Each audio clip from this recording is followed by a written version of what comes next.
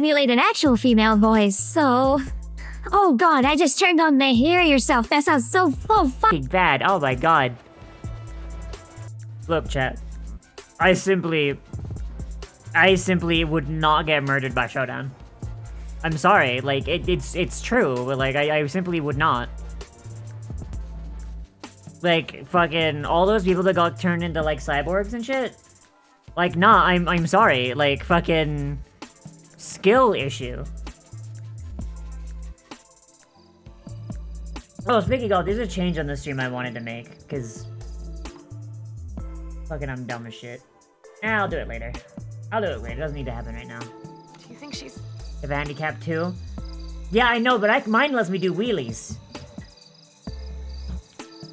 Mine lets me do wheelies. Does yours let you do wheelies? Just saying. Just saying. I have over 100 takes of sex moans on my hard drive I haven't deleted yet. Send me at the menu to kick its ass. Yeah! Yeah, you know what? You know what? Yeah, nah. Get back here, motherfucker! Oh no! And there's nothing wrong with the Shoonies bucket. The Shoonies are great. Of course. What? But please. They're a Pathfinder race, it's basically just like bipedal pugs. Oh. That's pretty great. Hmm. Yucky. I hate it. Why?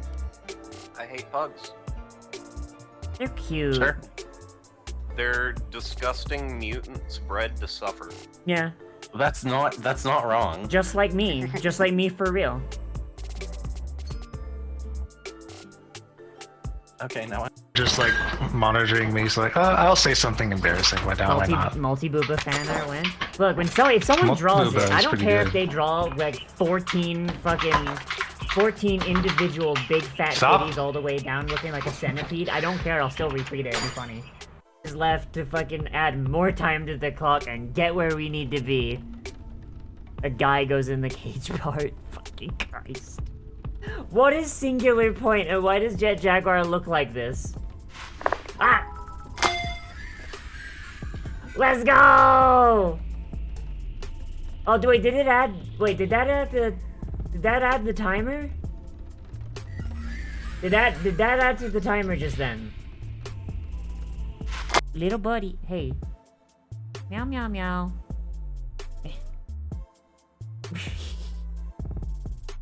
What are you doing? Hmm?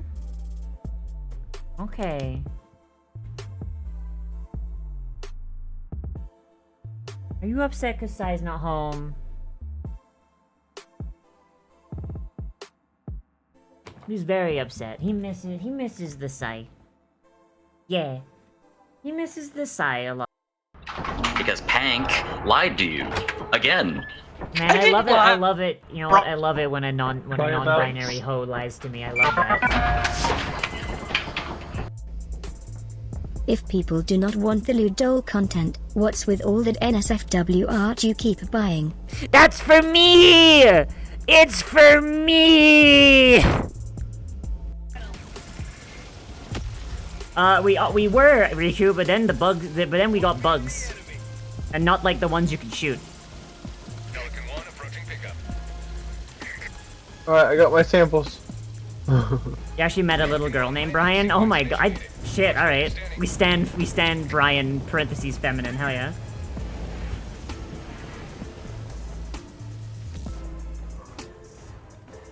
Get in. Stand by for takeoff.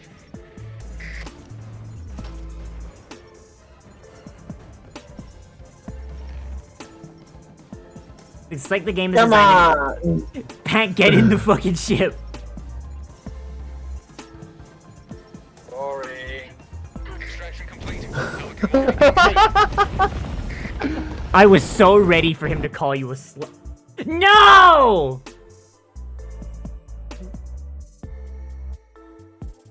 Less politics, more gawk. Thank you. My girl cock is yours for the taking, but you'll have to find it first. I left every cock I own in one piece.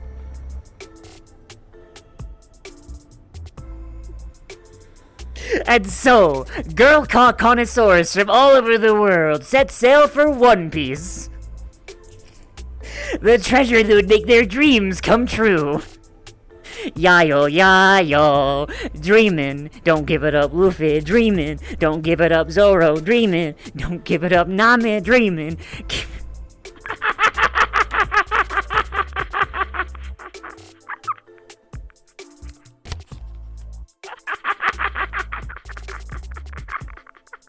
How they're trying to make YouTube safe for kids. So, like, them saying, like, oh, we're making YouTube safe for kids. Like, YouTube Kids exists. Like, okay, so, like, I don't have kids. I don't plan on ever having kids. If I ever purchase a child... What the fuck are these gloves? If he's the younger sibling gets all the good toys and you get dirt. Yeah, kind of.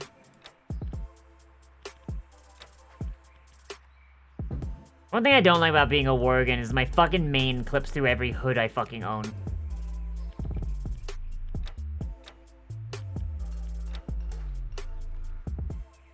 And I could. There's a Discord notification. Fucking...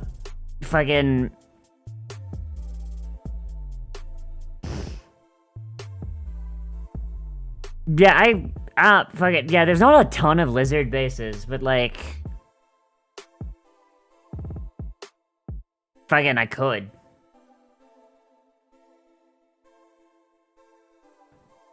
Where's the delete? Really? Really, video game? Come on. Come on, child safety lid. You know it's me. Typical Mike-inids. You invite them over and they steal all the coins on the way to the meeting. Jesus.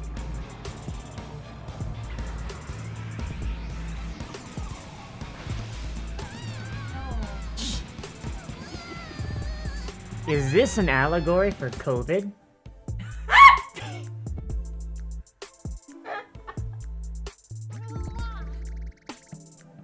No. Yeah? What? Not streaming because we don't want to do that, but alright. I also already had Shrouded in Shadow from the hood that I have, which Oh yeah. lets me become invisible for 2 turns, which is enough. Is that what we're doing? Are we stealing the idol? I mean, like, I'm down. Well, I don't know. We're all actually beyond this part of the game. Yeah. So there is a quest where you can talk to Maul and she'll ask you to steal it for her. Yeah. Oh, right, Yeah, so, I mean, let's deal with Korga first. And then once they're no longer... The mispronunciation of the name is just very funny to me. That's how... I'm gonna call her Corgi from now on. I mean, Korga is how Zevlor pronounces her name, and you know what? There's no R. Yeah.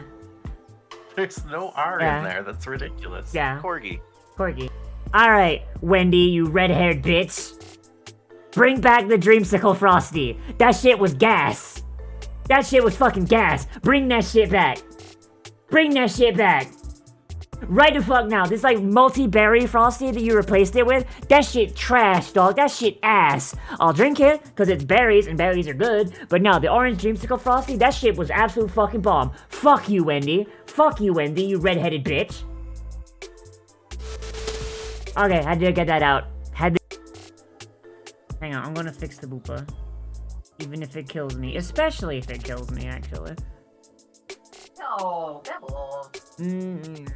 If it doesn't kill me, it doesn't count.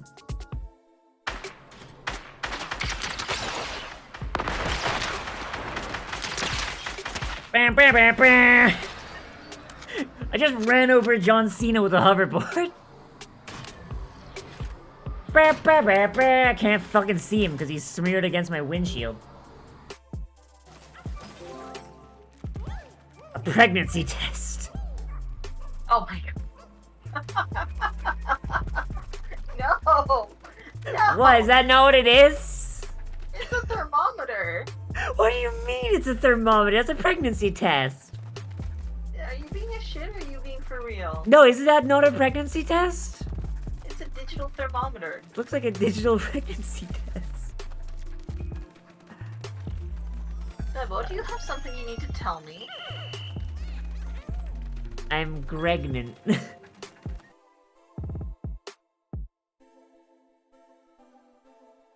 Maeve has a uvula, so I mean that's something that's like slightly different. I don't think Maeve can like stick her tongue out though.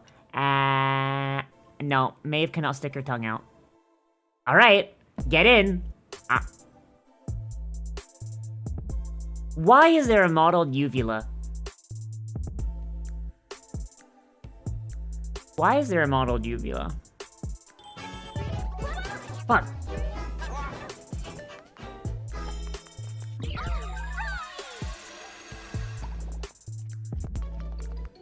God is dead. Isn't that charming? That was horrifying. Alright. Alright. Oh, Liv was loading and missed my comment. Ah, piss. Alright. What? It says, please wipe down equipment, yourself, others after use. Yes. What kind of jam have you taken us to? I thought you tried to keep these streams TOS friendly. I mean, there's nothing innately TOS about being here. Look, what I have done here is irrelevant. Moving on.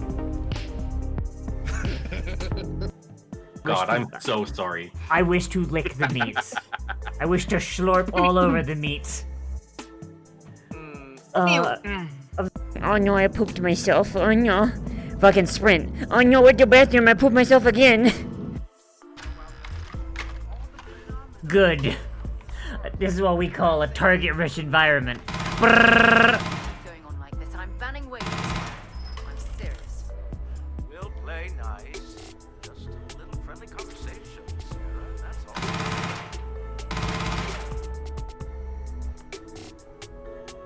all. Y'all seeing this shit? What the fuck, Todd? Todd, what the fuck?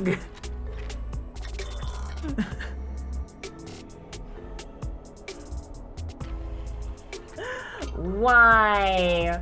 Why can't I do violence? No. Go put my hands down.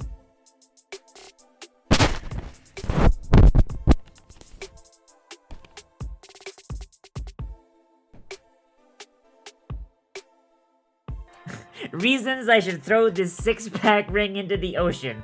1, I don't want it. 2, the ocean is right there.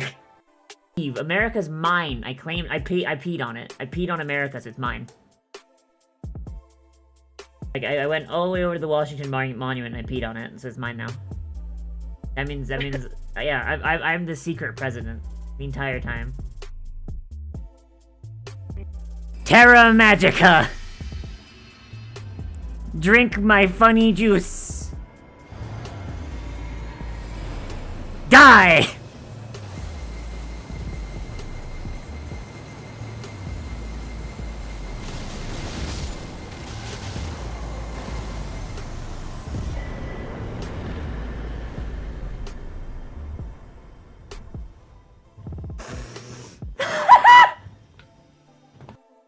Lightning because... right. Can't cast spells in wolf form yet.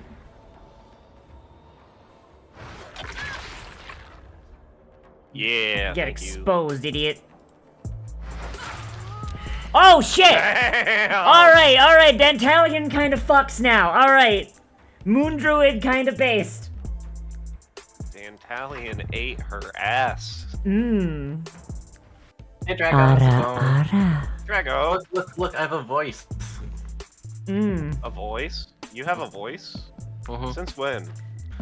Usually between like 8 a.m. Camera set, no! I don't have the camera set. Oh no, Wait, I exist. yeah, you exist. You'll there first. Hello, everybody! I gave you a video ninja if you want to use that. It's fine. It's fine where it is. Lennon, I'm using index controllers to control everything. Don't push that it. means I can save resources and kill that. There you go. Alright. Okay, now I gotta add your thing. Is that... Ooh, shit. Hi, Liv's chat. Hi, chat. We're still getting things set up because this is like a last minute, like, change in venue, I know. The We council... just kind of decided to be here. Yeah, and then the council decided, hey, do it in VR chat. I will put that over there. That's fine, right? Yeah. Okay. Yeah, I'd put it like that. Alright, I'm gonna pop out my OBS window and I'm gonna put it there. And can you make it a little bit lower so it gets the top of my drawing space? Oh, yeah. Whoop. Like that? Or just need to be bigger? I have to wait for stream delay to catch up.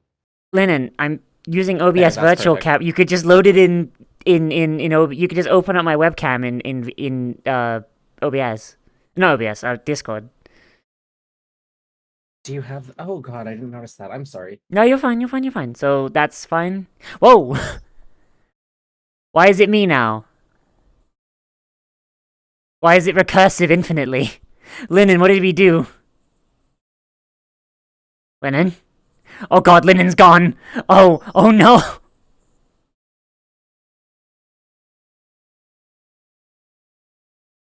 I broke it, I'm sorry. You broke it. Oh no. Oh, shh. Hello, Noodle. Please do not get stepped on. Oh, chat! Noodle came back. She ran away, to go be a whore. And then she came back. Probably is pregnant, but we won't know for like a hot minute. You have infinite us now. Yeah, I because know. I'm dumb. I know, it's That's pretty fine. great though, it's cute. It's good! Hydrate! Oh, shit. Oh, fuck. Hang on. I like how it's mirrored every time. I know. I'm trying to find my water cup. There it is. And you know what? This is fine. Let's just leave it. No, let's fix it. Oh shit! I have to go grab a drink. 1 second. Oh shit! You're right. Yeah. You should do that. Yeah. Ah, fuck. Liv has no Pepsi. No, I don't have any Pepsi. Fucking damn. There is no Liv. Welcome to Sneptember. It is all Blaine all the time. Liv is dead. Long live the snow leopard. Am I drinking people yet? Not yet. Soon.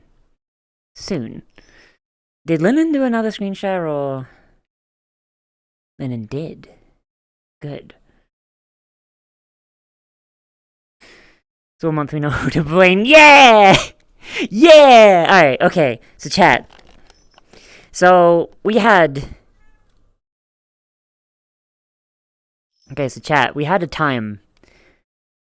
Hang on. The camera's like way too far away. Say that. Camera's like way too far away. Give me a sec.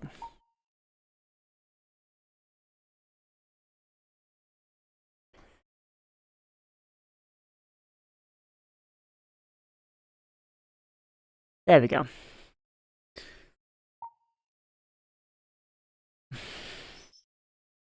I'm back. I brought caffeinated beverage. Hooray! Now hydrate.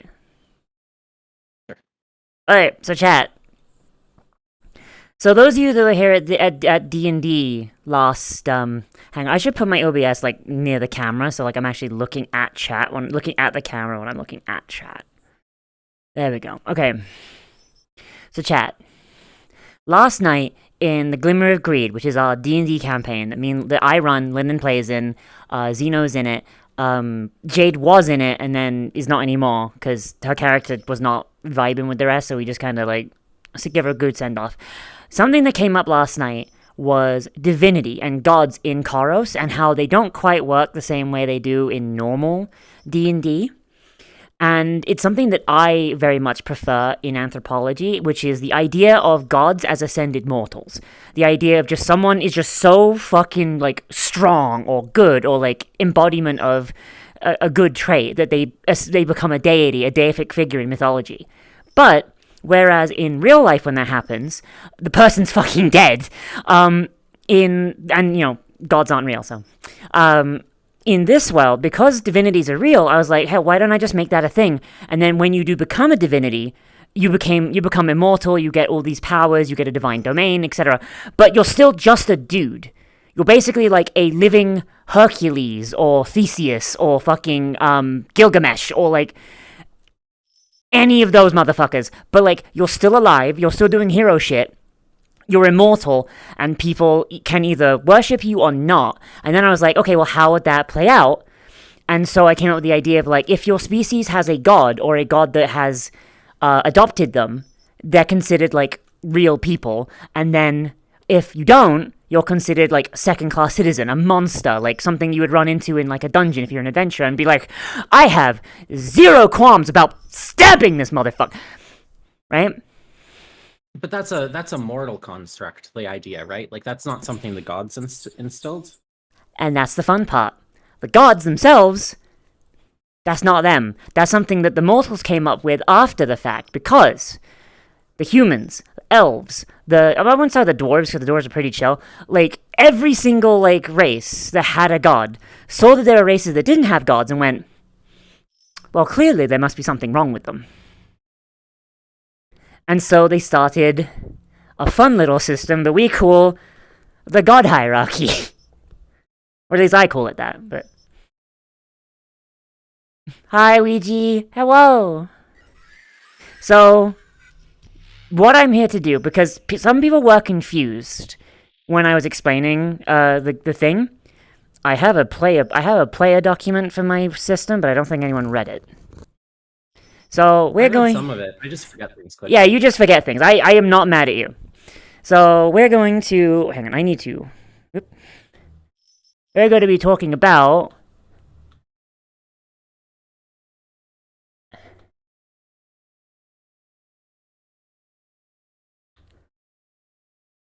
I really hope that, like, I have the whiteboard set right so that... Okay. This blue is too dark. I need a lighter blue. There we go. We'll be talking about that. Divinity and Korros. Yeah, it's not a P. Divinity. It's not a P. It's not a P. It's not a P.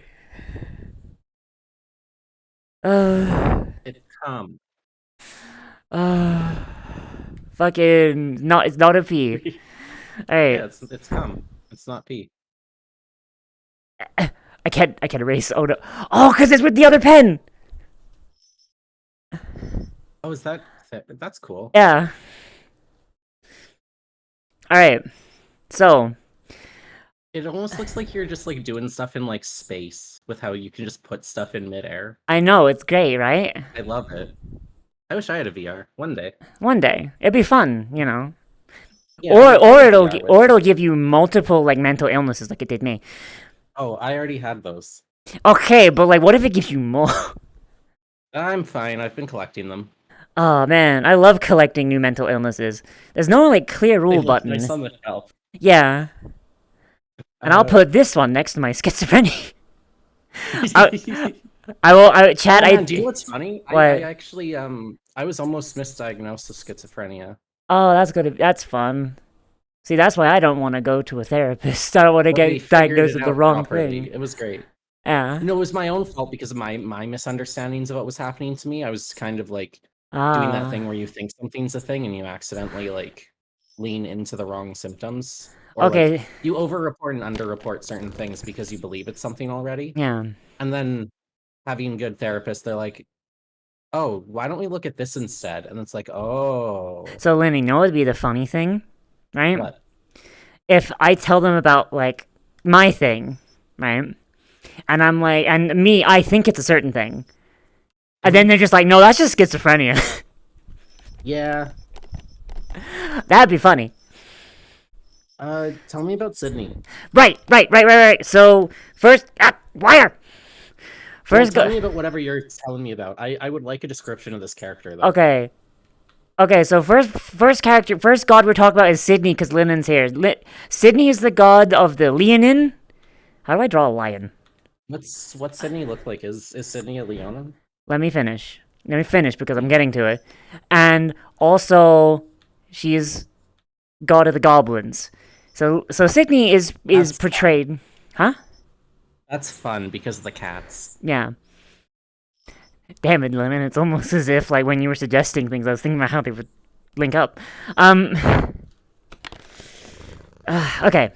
So, Sydney is... So, the fun thing about the gods in this world is that because they are godly and they are able to basically, you know, they're gods. Fucking Jesus. They walk the earth, but they are literal gods. They're able to alter their form to fit like who they're representing and like what they're about. So Sydney is presented in one of two ways. She's presented as either a tall, maned Leonin woman wearing a soft silk I don't want to call it like a toga, but like you know what I mean, Lennon? It's like a Yeah, no, I got you. Yeah, it's like a that type, like a wrapped dress type thing. Yeah, like a wrapped dress kind of thing. And it kind of hangs really loosely off her. And she usually carries a scythe. Right, like a harvest scythe. And seeing as she's the goddess of life, harvest. I'm accidentally grabbing it by the eraser. Whoop.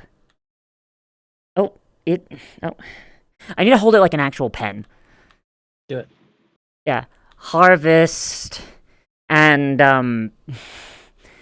travelers.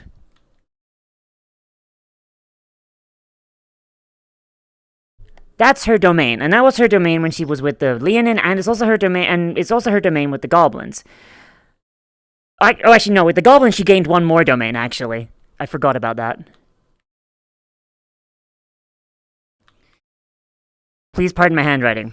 So her domain is life, harvest, travelers, and fellowship. And can they choose, or is that an eye of the beholder thing? They can choose, but like a lot of times, like they will, like if they go through like a change in their life, they'll go through. Yeah. So a main Leonin woman wearing a toga, carrying a scythe, and an olive branch in her other hand, right? But that olive branch is recent because of this part.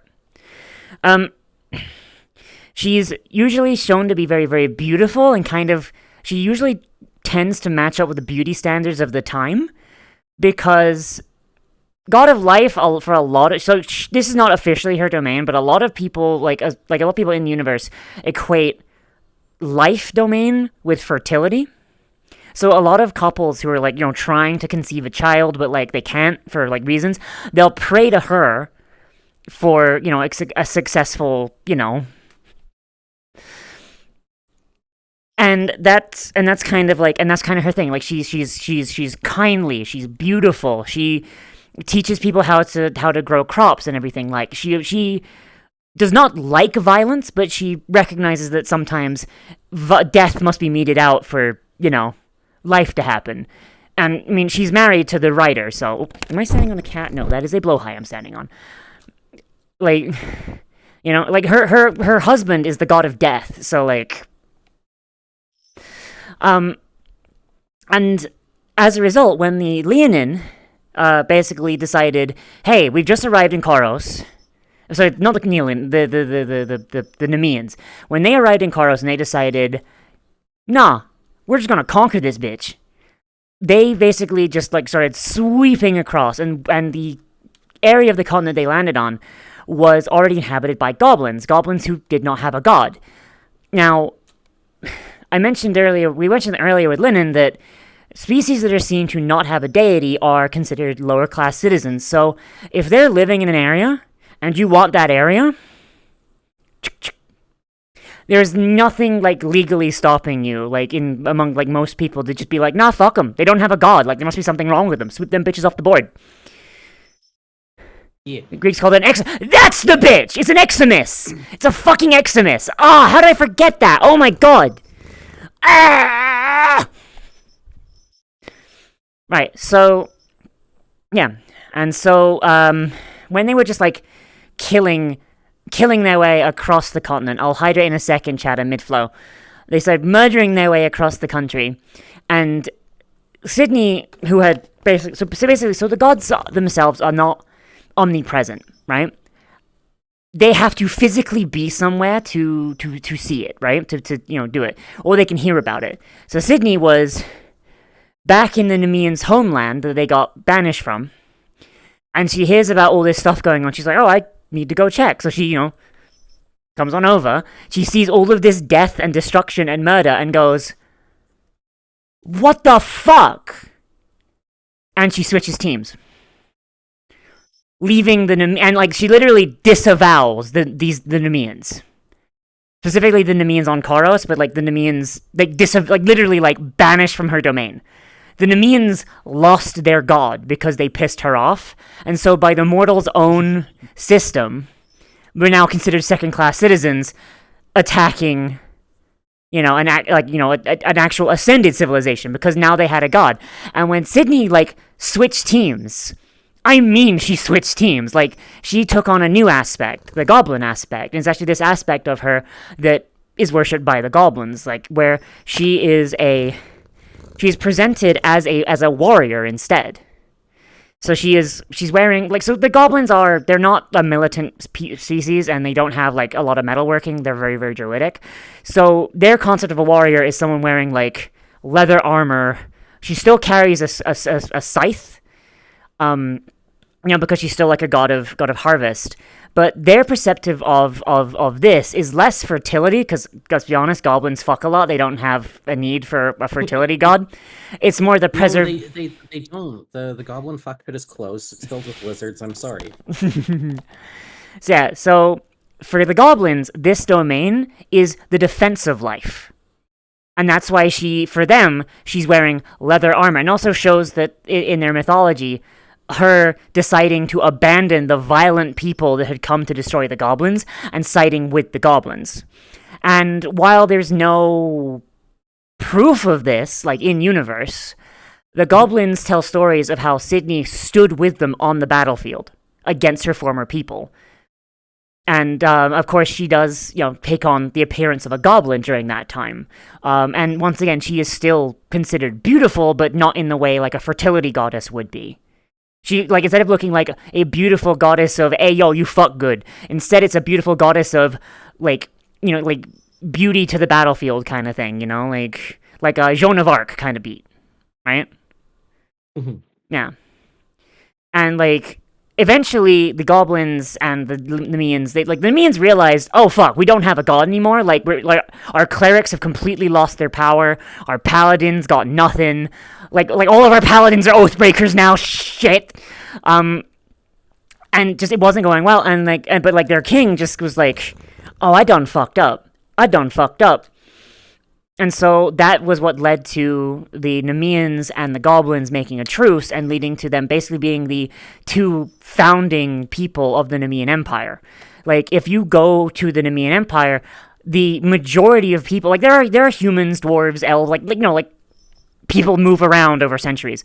But, the majority of people there are goblins or Nemeans. And Nemeans are leaning into backseat for PHB reasons. Yeah, Goblin Joan of Arc, yeah. But, without, plate mail, it's leather. Because I don't feel like goblins would wear, plate mail or have metal armor. Because, they're not a violent people. I think my VR just crashed. No, you're I guess our goblins, because I helped a lot with that. They're much more stereotypical druids. Yeah. Lennon? They're very... Hello, am I... I crashed. Yeah? Yeah. Oh, are you totally gone? No. My VR chat crashed. Okay. Very I'm weird. Still there. Yeah, alright. I can entertain everybody. I think they can still hear me. I assume they can still hear you. Yeah. Look at me, I'm a goblin. Look yeah. at me. Dance goblin. No. It is. It's really warm in here. I'm gonna take my shirt off. You do you. I don't know, does this look like anything? Hang on a second, I have to take my headset off, take my shirt off.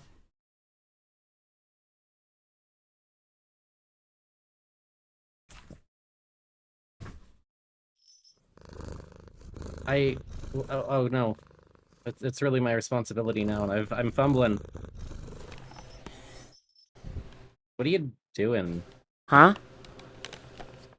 Just there's image again. There we go. Yeah, I had to take my helmet off to take my shirt off. Oh, I see. Yeah. I guess stream delay. I'm still catching up. Yeah. What a nice apartment. Yeah, this is my homeworld. It's my favorite. It's a rainstorm. Yep. Yeah.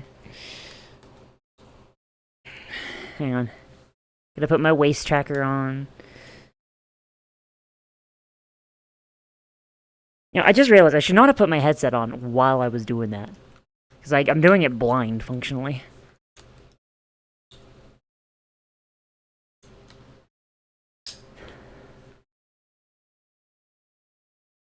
Alright. I feel like my hands are dumb today. Yeah? Yeah, my arts are not coming out the way I intend them to. I mean, so I'm only looking at like a little thumbnail right now, but I think it looks pretty cool. Yeah, I got a lion lady. Yeah. I should draw a little goblin. Little goblin. Little goblin Joan of Arc. Where?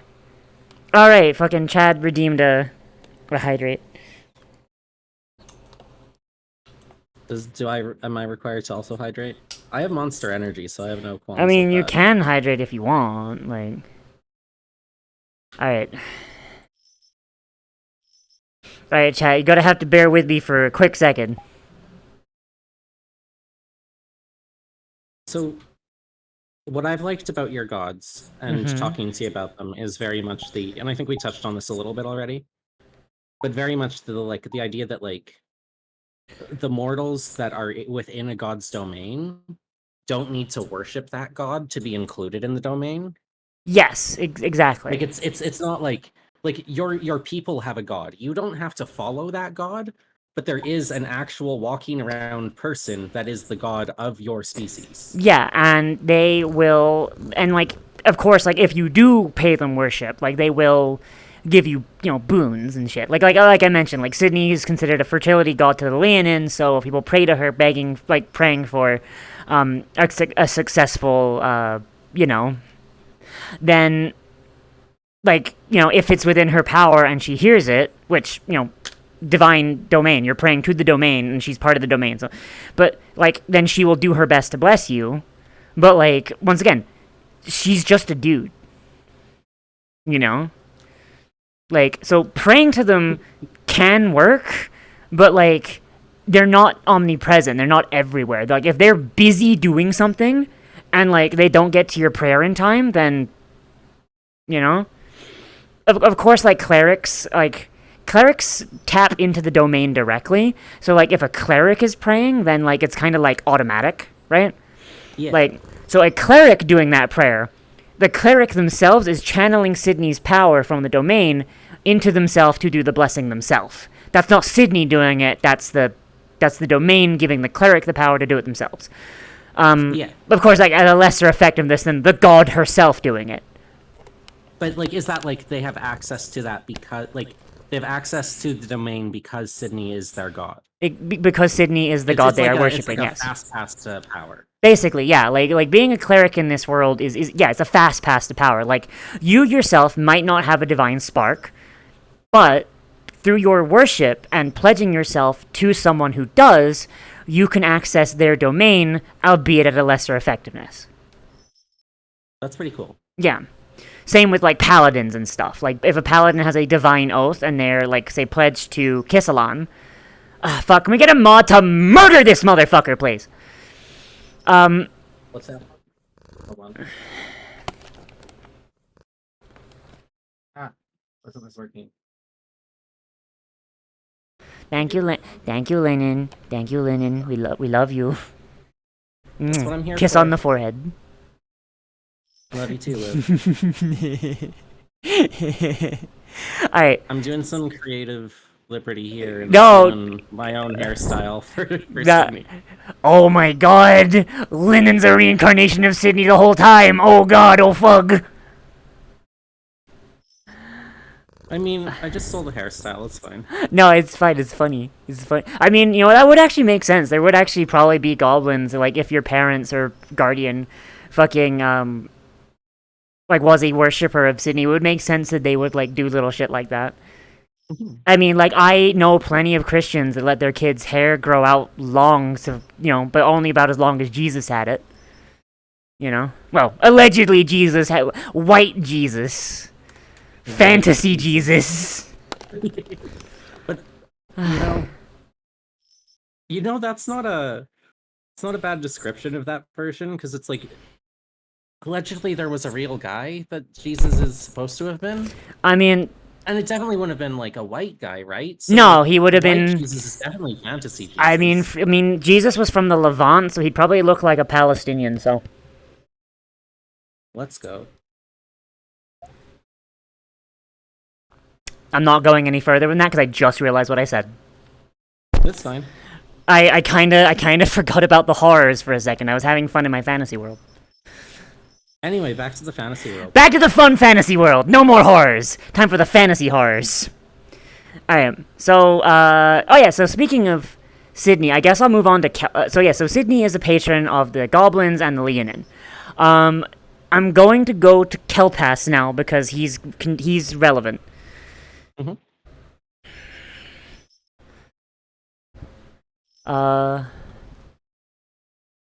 So Kelpas is a weird one. Do tell, what does that mean? So Kelpas is the god of the sea. He's also a dog. Oh right, this one. Okay, I'm not kidding. Like actually, like 4-legged dog. Behold my impeccable dog drawing. So Kelpas is. Sorry. Do you need a quick dog? Do you need a quick? I don't know if I can draw a dog very quickly. I crashed again. No.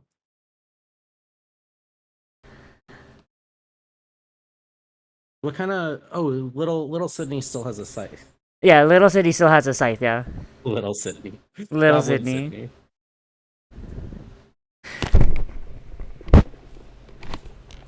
I fucking crashed again, though. I'm so mad. Is Kelpuppy considered cute or heresy? I don't think Kelpes cares. He's a dog. Just give him kibbles and he's fine. Okay. Okay, so you're not that far off! You're not that far off! Tell me how you pay homage to Kelpus. Okay, so Kelpus is the... I really wanted to have the big dumb whiteboard. I wonder if there's a school world with a functioning whiteboard that might be a... Because that world I was just in is really big. So maybe... maybe running the virtual camera, Discord, OBS, and everything is maybe a bit too much. See, Hell's getting it. Hell's getting it. Okay, hang on.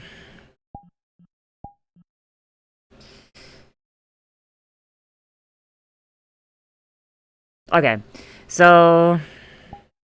Why did I make this such an awkward angle for this hand? Why would I put that hand overhand? That seems weird. I don't know. Why would I choose these things? This makes more sense if it's the other way.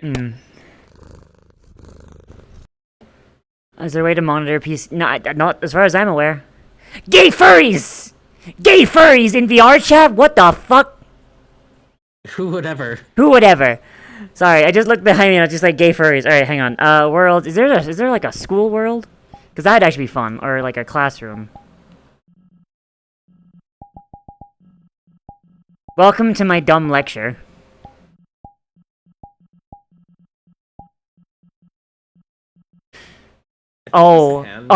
This is bad. This world is called 2000s Classroom. Alright, chat, I'm taking you back to where I went to school.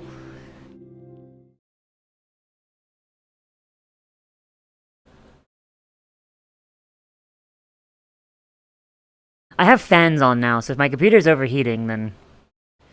Please tell me the whiteboard works. Holy shit!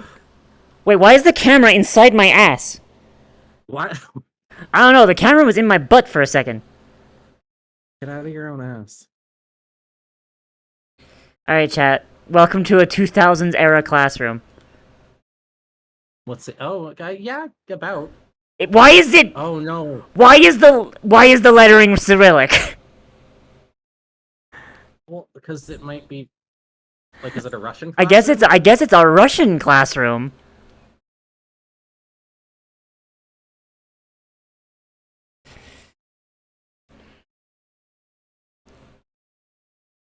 A dog is a god. Dogs are protected. I just saw that bit. Yeah. Yes, that's how it works.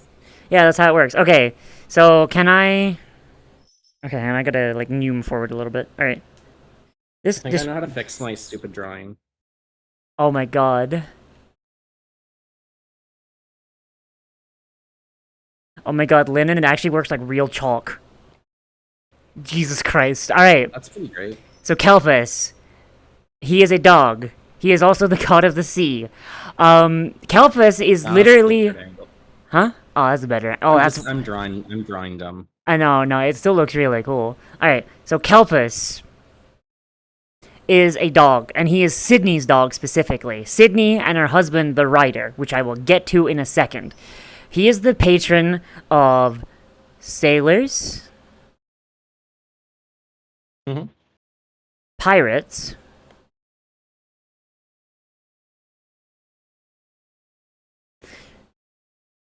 and the sea. This is interesting, though. Yeah. Because those things are not a race. They're not people. They're not a species. So. Explain.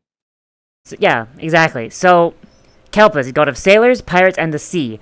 So dogs are considered protected by followers of Kelpis because dogs very useful on a boat. Are they? They are. Linen, think about the shit that's in the sea in a fantasy world. Having attack dogs would be very useful. Right? You don't want to get krakened. Yeah, like literally like attack dogs and stuff would actually be useful in a sea that's full of monsters. So sailors and pirates and just other people that travel the ocean, they pay tribute to Kelpis in exchange for like calm seas. Most boats will have a cleric of Kelpis, and that will be the thing. Kelpis does patron specific races though. Specifically, any race that originates from the sea is patronized by Kelpis, and they're basically considered part of his pack.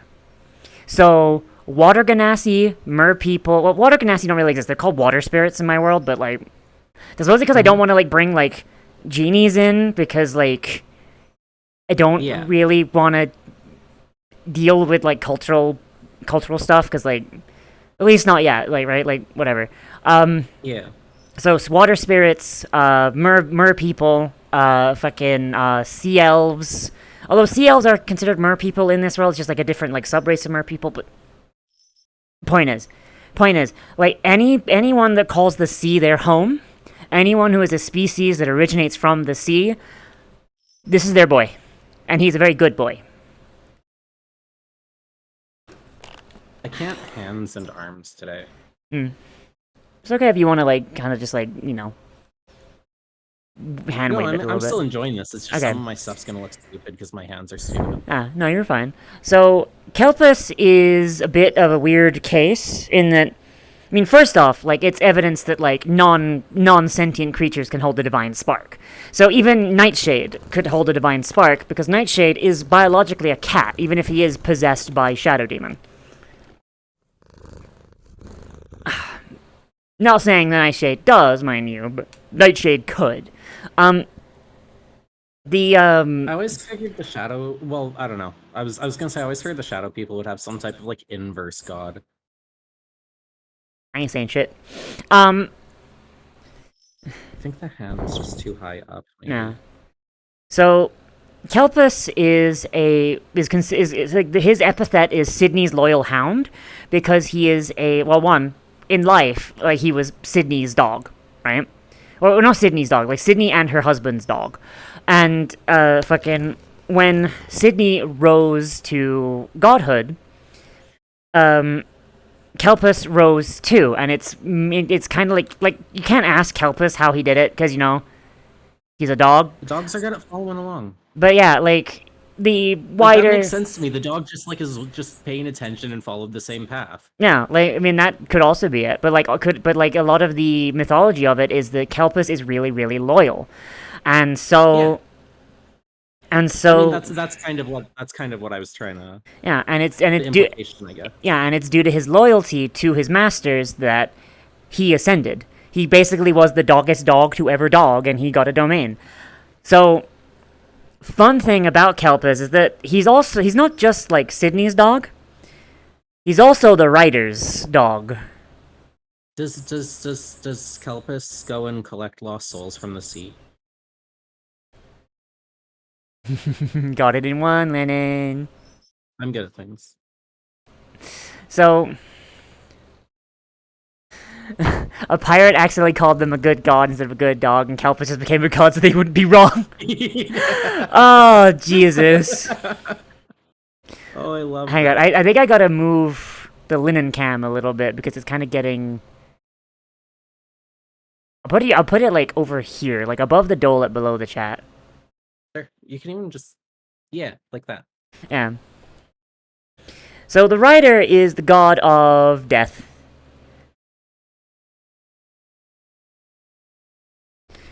And in life, he was a Leonin, just like Sydney was. But, or not Leonin, a Nemean, just like Sydney was. But he died mid-ascension.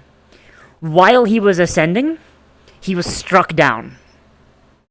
Oh. But because he was mid-ascension, that kind of bleh, and he rose from his grave. Oh. And so, as a dead creature, he can't spend too much time away from the stream of souls, which we've talked about before. I will give you guys a refresher if you need it, but we've talked about it before. So he can't. So he is separated from his wife because she's the god of life. They can never interact ever, and they still love each other.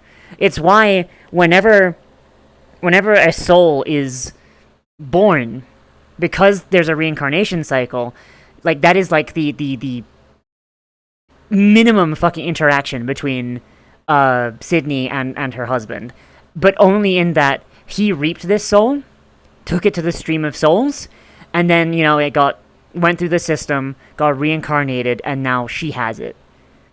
He sees them at the end, she sees them at the beginning. And they never interact otherwise. The only interaction they have is through their dog. Can the dog run messages and stuff? Do they get to talk that way or anything? Yeah, that's the only way they interact is through messages delivered by Kelpis. But those messages... Kelpis would be pretty busy though. But those messages... Hang on, here's the thing. Those messages are delivered between them on the souls of those going back and forth. When someone is born, yeah, and their soul is being taken out of the stream by Kelpis to be, delivered to where it needs to go. Because, like stream of souls. Streams connect to the... Ocean? Where are you going with this? To the sea! To the sea! Oh. I said a different word. He's the god of all seas, not just the literal one. So, that's the only time they get to interact, is when Kelpis brings a soul between them. When a soul needs to be born, Kelpis brings it to Sydney. When a soul dies, the writer comes and gets it. So, Sydney can put a message on someone's soul, and when they die, it goes to him. But that message has to go through the soul's entire lifespan. Which, for an elf is a long-ass time.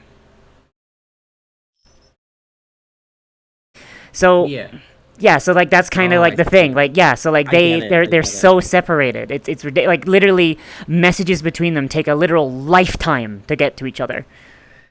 Oh, no, I just thought of a really fucked up cult. Yeah? A fucked up cult that wants to expedite messages between those two gods. Lennon, this is why I like you.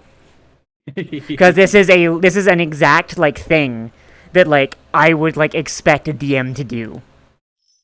That's why I set shit like this up. Kelpis is the dog god, is the fucking boatman. Yes. Oh, really? He brings the souls back from the thing, and any souls that die at the sea he does bring to the writer so the writer can take them.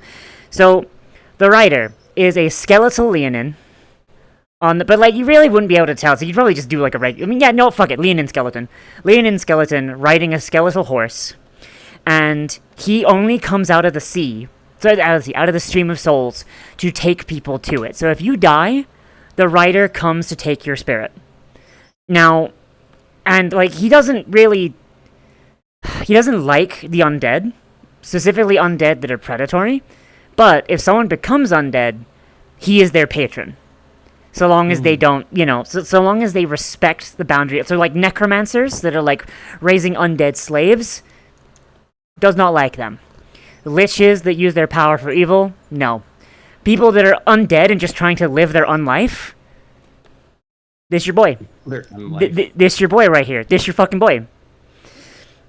And fucking, like, he doesn't have like a ton of clerics, for obvious reasons, but most of his clerics are undead that he has seen worthy of keeping around. Like people who died too early and came back, etc., etc. And when you do Revivify in this world, you're not asking the soul. You're asking him. And he can just say no. Revivify does not have power over the writer. Once you die, you are dead. And it is up to him to decide whether you get to come back or not. I have to ruin this dog really quickly. Okay. I'm bad at dog faces. No, you're fine. So here's what looks like a pretty good weird pupper. Mm-hmm. And then I don't know how the face goes on. It's just gonna be like one of these. There, that's all you get. That's your dog. I don't know. He's a good boy. How do you make a dog face? I don't know. I'm not a dog. I don't know. This dog's tail's too fluffy. Hold on, I have to change some things. It's also not long enough. Also, this eraser just works. I'm kind of, like, really impressed by this, actually. The what? The chalkboard. Oh. Lennon, it works like an actual chalkboard. That's pretty cool. Yeah, like, so those are, like, the three, like, major gods in the Nemean pantheon, but, like, I say Nemean pantheon, but these gods, like, affect everyone. It's just that those are the ones they patronize. So, yeah, so that's the god of... Hello, Holly. When did you get in here? Oh, someone opened my door. Okay. So, yeah, so we've got the god of the sea dwellers. We've got the god of the undead. We've got the god of the Nemeans and the goblins. So, like, that's kind of like...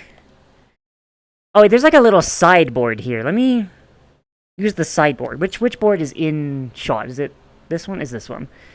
Okay, so...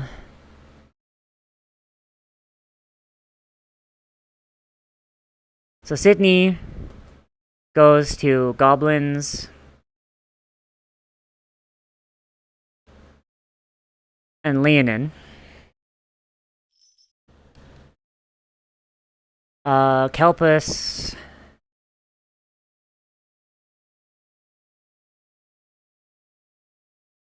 sea creatures. Rider. Sorry. I'm gonna ruin this so badly when I try to put in like a face portion. I have like a good shape, but I don't have a good like how's the nose going? Oh, there's like a lecture stick here. Oh, I use it. That's actually pretty cool. Okay, so like that's like generally like the thing. So like these are gods, right? Like, or at least like the three that I've just talked about recently. And each one of them has a patron. So Sydney patronizes the goblins and the Leonin. So the Leonin are considered like, you know, actual people and like with the culture. Kelpus, sea creatures. So mermen, and also dogs, I guess. Dogs are protected, but they aren't, you know, dogs aren't voting and paying taxes, you know? So, like, mer people, fucking sea spirits, shit like that, right? The writer patronizes the dead. So, undead. So, if someone gets raised as a skeleton or, like, some sort of intelligent undead, and, like the writer's not gonna come along and be like, hey, you're cheating. Get on the horse. No, they have new life. They have unlife. And the writer will let them live out the rest of their unlife until they're ready to go. It's it's basically considered unfinished business at that point. You know what I mean? Same with like people who become undead through sheer force of will. Like someone who like dies and they're so pissed off their ghost sticks around. The writer is not gonna just grab them and be like, nope, nope, nope, nope, nope. He's gonna let you finish your shit. You know? That seems a little silly, but I like it. Well, no, because imagine him being like, "Oh man, you ghosted." Well, it's not even that. I'm gonna let you finish, but yeah, come on. Yeah, well, I mean, well, hang on a second, Basilia. I'll get to that in a second because that is actually a good point. It's more that like he kind of like empathizes with that because it's like remember like how he went out, right? He was in the middle of a war to save all of mortality from the shadow demons, and in the middle of becoming a god, he gets fucking stabbed to death. Like, he had a dog, he had a wife, he had an entire life, like, ahead of him. Like, and his wife is now the immortal god of life, and he literally cannot interact with her. Like, the writer can interact with other gods, right? Because, like, their domains don't intersect. Like, the writer interacts with Kissalan a lot, because Kissalan is the god of war, and winter, and wrath. So, like, and mercy, although mercy is mostly mercy killing for Kissalan, because he's an asshole. But, like, they interact a lot, even though they don't like each other. Because, you know, their domains intersect. Because war and death kind of go together, like...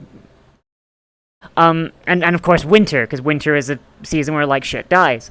So, like, but, like, the one god that he can't interact with is the one that he loves most of all. How fucked up is that? Yeah. I mean, that sucks, but... Yeah. Yeah. So the writer isn't a bouncer so much as a valet that brings your coat and car when it's time to go. Exactly. He takes you to the stream of souls, he lowers you in, and your soul basically, like, releases life energy into the world, so, like, basically keep the world going, and then your soul is basically, like, all of your life experiences are encoded onto your soul, and then your soul is then picked up by Kelpus from the Sea of Souls and taken out and taken to Sydney, where she will put it, like, basically, like, send it out into the world to, like, this is why people pray to her for, like, fertility, and basically say, like, hey, could you, like, you know, we're trying to, because, like, you can't conceive if there's not a soul available, right? So it's basically asking Sydney to be like, hey, could you, like, you know, grab one, you know? Grab one so I can fuck it into my wife, you know, like... Oh, God. But yeah, like, I don't like the idea of psychopomps that are assholes. I fucking despise that, the idea of the Grim Reaper as this, like, malicious motherfucker, like, yeah, I'm gonna get you. It's like, no, like, death should be something peaceful, because it is literally your eternal rest. I mean, in this universe, it's not so much an eternal rest as it is, you know, going into the fucking washing machine to come out clean. But, like, you know what I mean? Sorry. I apologize. Mm-hmm. I apologize, but your god is now a beagle. Lennon, aren't beagles water dogs? Beagles are hunting dogs. Yeah, but aren't they water dogs too? They can swim. I don't know if they're good at it. I mean, you know what? In this world, they're water dogs. Fuck it. I'm at the river. Y'all need anything? Yeah, child, please. But yeah, as for the Nemeans, so yeah, the Nemeans forsook, Sydney for a while, and, like, it was kind of, you know, mutual. And then the Nemeans, after they made peace with the goblins, they decided, you know what? Cool. We'll vibe with the goblins can live here, that's fine, they'll be, like, the backbone of our empire. There's a forest full of elves over there. We're gonna go cut that fucking forest down. We're gonna, like, literally, the elves haven't built anything. It's not like the goblins where they have a society. Those antlered motherfuckers over there, they're just living in the woods. There's no cities, there's no civilization, they're basically savages in the woods. There's no fucking way anyone would care, right? And so they start cutting down the Dalen woods, just... and they push it all the way back to the Delaware Mountains. And the elves are, you know, putting up a token resistance until eventually they get to the mountains. And the Nemeans go past the mountains. And they reach the main forest. What they'd been cutting down had been basically, like, outgrowth. Basically, the heart of the forest was not there. And so the Dalens weren't fighting super hard. And then they reached the heart of the forest. And turns out the Dalens are fucking terrifying because they literally control wood in the same way that like you control like clay. Like the Dalens absolutely annihilated the Nemean forces. Their king, King Kazuo, he got fucking obliterated. Literally, like his body was never found. That's how dead he is. Oh. And that seems pretty dead. Yeah, like literally, like grabbed by vines and like just dragged into the forest. Like no, vanished. His screams echoed for like weeks. And like there's at Hubris, which is like the fort-turned town that like they're like, you know, where there's like the last like staging area before they go. Occasionally, they can still hear screams echoing over the mountains. It's been a long ass time, Lennon. Yeah. He should be dead. So, like, people kind of think that that's his spirit still suffering. As a result, most Nemeans are fucking terrified of Dalens, with one exception. When a Dalen gets exiled and they get their antlers chopped off, and they're banished from the woods, they're chill. They're chill because the like originally like it was like, oh fuck, it's a like, oh god, his antlers are missing, what the fuck? Like, but now it's kind of like, now that, like, the Nemeans kind of know the score, it's like, oh! You hate the Dalens too? Come on in! Yeah, and so, like, there's, like, a big thing of, like, in the Nemean Empire of, like, hey, like, be good, eat your greens, or the fucking Dalens will get you. But yeah, after this, when, Isolde took over, I don't remember if I made her Kazuo's wife or Kazuo's daughter. I don't remember. That seems like an important distinction. I don't remember. Because I know in one draft it was daughter, and in the other draft it was queen, wife. I'm going to say daughter, and if it's not accurate in the version that I wrote up, I will change it later. Because honestly, daughter sounds better to me right now. Hey, it's your world. Yeah. Fuck it. And it's like, not like you've interacted with the Nemean Empire at all, so. But yeah, so she took over, and she basically scaled everything back. Instead of being a militaristic dictatorship, it's now a meritocratic empire, where basically, if you are where you are, you're there for a reason. The whole idea is that, like, everybody has to earn their place. Like, even as old as children. Like she has... So Nemeans have children in litters. Like, that's actually kind of why they have this meritocratic system. Because they have so many kids. Like, figuring out, like, inheritance is a fucking fool's errand.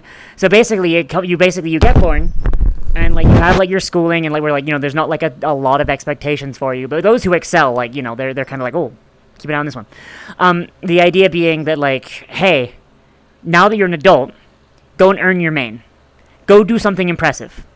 And when you get back, we'll determine if it's something impressive enough that, like, will determine where you go in society. So, someone who, like, wants to secede Isolde, like, one of, like, it doesn't even need to be one of her kids, but, like, of course her kids have the advantage there, and, like, that's the inherent flaw in the system, is that people whose parents were really, like, high up the ladder, they of course, are going to have, like, an easier time, right? That's kind of the weakness of the system, which is on purpose, mind you. This is not supposed to be something to aspire to. Sorry. So, yeah, so even the queen's kids need to go off and do something impressive to earn their spot on the throne. If a commoner were to do something impressive enough to, like, absolutely just blow them out the water, there's nothing saying that, like, they can't be crowned emperor or empress. What was I talking about, Lennon?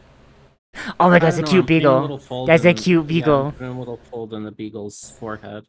Oh yeah, I was talking about how Sydney came back. So when, okay, so Sydney coming back to the Nemeans. So at like, after they reined everything back and they kind of like organized themselves and they figured out what they were doing. The Nemeans, like, Isolde, like, kind of led the country in, like, a nationwide supplication to Sydney, basically an apology, and, you know, we won't do it again, fucking, like, please, like, you know, offerings, prayers, shit like that. And then Sydney herself did eventually show up and basically go, like, hey, I welcome you back into my fold, back into my domain. Don't fucking do it again. Don't fucking do it again. Like, because, like, this is the god of life. Lady Luigi, this is the god of life. If she can decide that you just never have any children ever again. Oh, yeah, I guess. Like, I want to point out, Nemeans have children in litters of 9. That's kind of important. Like, being able to have kids is kind of important to a society where, like, your entire culture is based off the fact that you have 9 kids at a time. Or not, like, culture, like, it relies on it, you know, like, because, like, you need... Because, like, people go off and, like, go into adventures and stuff. Like, adventurers fucking die, like, a lot, you know? Mm-hmm. So, like, yeah, whereas, like, every Nemean has had a brother or sister that's just gone off to be an adventurer and fucking died. Bear in mind, being an adventurer is not, like, the only way you get, notoriety. It's just the easiest way.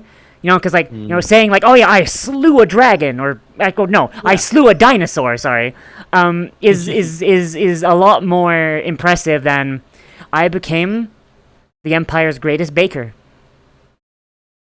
Slaying the dragon, you gotta do that once. Becoming a baker, that's gonna take you a while. Like the Empire's greatest baker, that's gonna take you a minute. Mm-hmm. So yeah, so a lot of them just become adventurers because they don't really know what they want to do. So, and they're a former martial nation. So, you know, like that's kind of like, you know, it's set up for that. Yeah, I really like this stick. The baking looks better on a meritocratic resume. That's true, Van. Like I said, adventuring is a shortcut that will get you killed most times, but a lot of people do it because they don't know what they want to do. Next god. Sorry, Lennon, should I slow down and just talk about the ones I already talked about, or? Oh, I'm just gonna keep drawing ones you've already talked about. You can keep going. Okay, next god. Which god do I want to talk about next? The individual god, that'll take a lot longer. Yeah, no, that's fair. That's fair. I don't want you to. I don't want you to do that if you don't want to. Like literally, I'm just like, I see you're on Kelpis, and I'm like. Oh, I skipped I skipped some too. I'm just having fun drawing this dog. Okay, that's fine. Have fun with the dog. All right. So next one, I'll just put them over here. Next god. Let's go with you know what? Because we have a dwarf in the party. Oh yeah, tell us about Dungeth. Dungeth. All right. This is an old beagle. I mean, it's an old beagle, so their tummy is very. He's got a red tummy. Aww. Oh, his baby. It's just what happens to beagles. Yeah. All right. So Dungeth is the god of dwarves. He's also the god of the forge. Oh god, this really is just chalk. You gotta, like, have it, like, exactly, like, nose on. Go to the forge, fire, and fucking being, stalwartness, I guess? I know there's a better term for this. He's the god of forge, he's god of the forge, god of the fire, and god of the stalwart. So... Dungeth is a... Well, we actually have... Lennon, could you just, like, real quickly, just, like, throw up the Dungeth art in the little window? Probably. I just have to find where I saved it. Yep. Boop, boop. There's our boy! There's our boy down there. Alright, so Dungeth is a twin god. They are two dudes. Their pronouns are they, them, because they are both non-binary and two people. And by that I mean, like, we've already gone over the dwarves. Dwarves don't really have gender traditionally anyway. Like, pronouns are for your benefit, not theirs. Dungeth is a rarity among dwarves, and that might be what led to them getting Divine Spark in the first place. But, Holly, please do not be underfoot. I will step on you and crush you to death. So they are 2 heartstones. So our dwarves are made out of rocks. Really? You want me to bring no? Okay, Nova explains. Alright, fucking... I see how it is. Liv, did you know I'm approximately 2 people? Yes. That's a fun way to say that. Approximately 2 people. That could mean anywhere in a ring. What do you... Hmm? I don't think I've seen this whole outfit. Oh yeah, I know. That's cool. It's got my logo. It got my logo. It does, that's rad. Yeah. I like the jacket. Oh, this tank top's also got a fun thing on it. But like I don't usually use it because Oh, it does a wobbly. Nova has good ears. Making say nuts, that's funny. Alright. Approximately 4 people, maybe. I don't know. I will never tell. Okay, so Lennon, what was Blaine talking about? I forgot. I don't know, I'm distracted by your cool tail. It is cool. Do a spin. Ah! I may have accidentally knocked over my standing fan. Oh no. Oh no. Okay. That's what you get for having a giant tail. Yeah. Dwarves and pronoun. Dwarf god. Okay. Okay. So, right. Doing gas. 2 dudes. But like in a torso. Dwarves are made of stone, and they're not made of stone. They're gemstones that make stone bodies around themselves. Dungeth is weird because, like, I guess like maybe it was like two heartstones planted too close together, like their parents didn't know or whatever, and they fused. Dune is ruby, and wait, Lyndon, which one is which? My brain is not working. They're opposite to what the rings I have on the images. So what are the rings? Dune's ruby, Geth is sapphire. Okay, Dune's a ruby, Geth's a sapphire, and they're fused in the middle. And it's very hot in here. I imagine, like, if we did an X-ray here. Here, I'm gonna use magenta for this, and I'm gonna put on a new layer so I don't ruin the image. Yeah. I assume that the heartstone is right about here. Mm-hmm.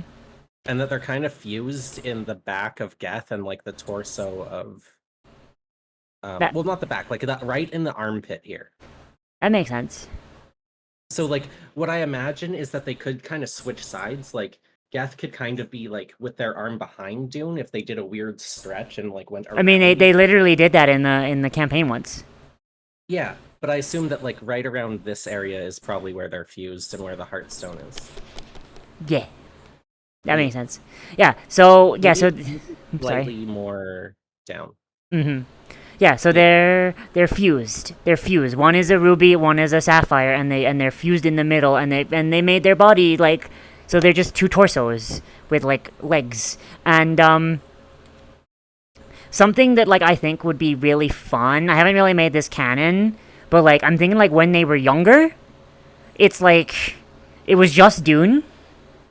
Like Geth's torso hadn't like grown out, and like Dune was constantly hearing Geth in his head. And then like once they figured out like, oh shit, here's what's going on, like because they're dwarves and their form is malleable and they're the god of craftsmen, he crafted himself like an extension, and basically, and then Geth grew his heartstone out into this extension, and like created it as it is. That's my headcanon. I'm giving the god DID. You cannot stop me.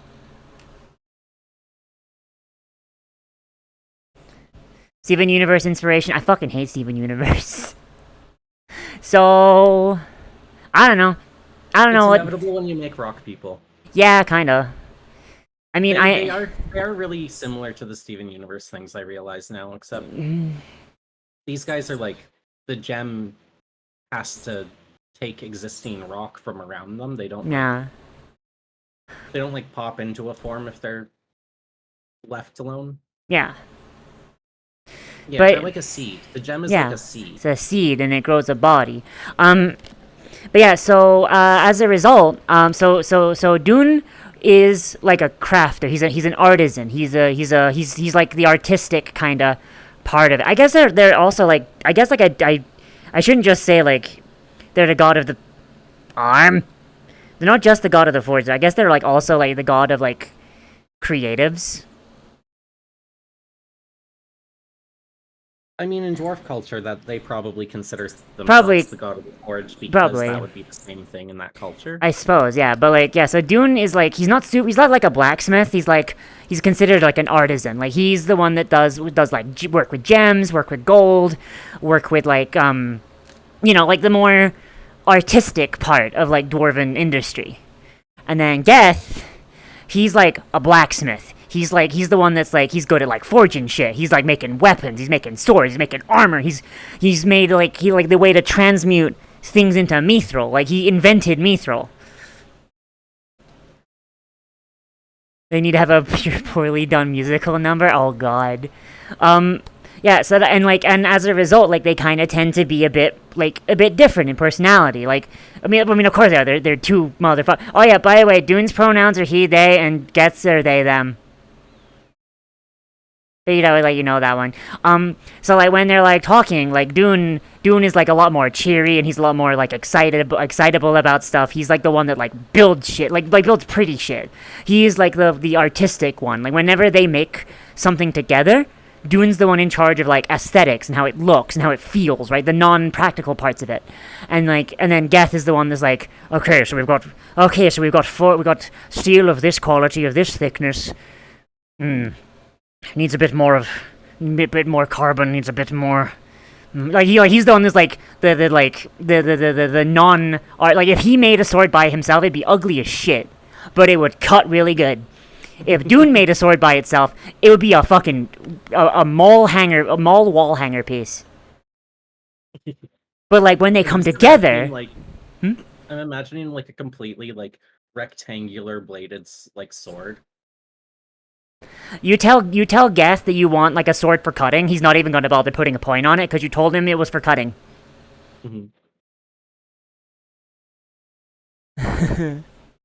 But yeah, so like that's like the thing. Like when they make a sword together, it is the most beautiful, most effective blades like in like the entirety of Korros. It's ridiculous. But like if they do it on their own, it's like they both got stuff they're good at. You ask Dune to make a sword, it's gonna be pretty, but it's not gonna do much. You ask Geth to make like a stela, like a decorative thing for your house.